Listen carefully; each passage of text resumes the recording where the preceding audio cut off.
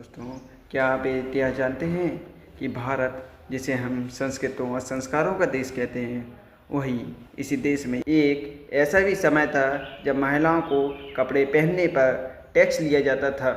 अगर ये सुनकर आपको अजीब लग रहा है तो रुकिए, क्योंकि ये कोई कहानी नहीं है, ये भारत का इतिहास है। आज से करीब 200 साल पहले दक्षिण भारत में रेवाड़ कोड़ नाम की एक रियासत थी, जो आज के समय में मुख्य रूप से केरल राज्य का हिस्सा है। वहाँ इंसान की ज़िंदगी उसकी मेहनत से नहीं, उसकी जाति से तय होती थी। कौन पढ़ेगा, कौन मंदिर जाएगा, कौन पूरा कपड़ा पहनेगा, सब कुछ जाति से तय करती थी। अब जरा सोचिए, अगर निचली जाति का होना ही एक सज़ा थी, तो निचली जाति की महिला होना कितना बड़ा अन्याय रहा होगा। यही कारण है कि निचली जाति की महिलाओं पर एक अमानवीय कर लगाया गया, जिसे कहा गया स्टन टैक्स, या स्थानीय भाषा में मुलक्करम। अगर कोई महिला अपने शरीर को ढकना चाहती है तो उसे पहले राज्य को टैक्स देना होगा।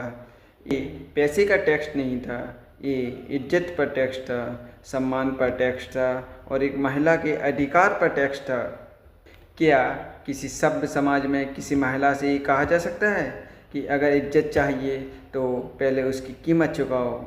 तो फिर सवाल उठता है, क्या ये परंपरा थी या एक सोचा समझा शोषण था? क्योंकि सिर्फ निचली जाति की महिलाएं, क्यों ऊंची जाति पर ऐसा कोई नियम नहीं था? क्योंकि जाति व्यवस्था सिर्फ समाज नहीं थी, ये एक कंट्रोल सिस्टम था। कुछ लोगों को ऊपर रखने के लिए तो कुछ को हमेशा नीचे रखने के लिए।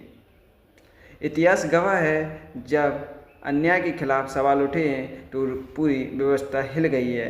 क्योंकि जब तक लोग चुप रहते हैं तब तक शोषण चलता रहता है, और जैसे ही सवाल उठते हैं व्यवस्था डरने लगती है। आज हम कहते हैं ये सब तो पुराने ज़माने की बातें हैं, लेकिन क्या सच में आज भी नाम से जाति पहचानी जाती है, शादी में जाति पूछी जाती है, और सम्मान आज भी बराबर नहीं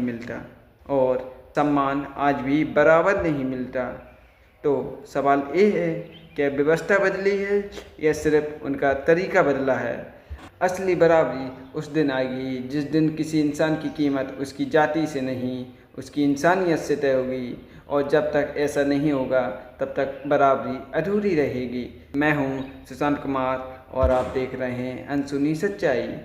धन्यवाद, मिलते हैं अगले वीडियो में।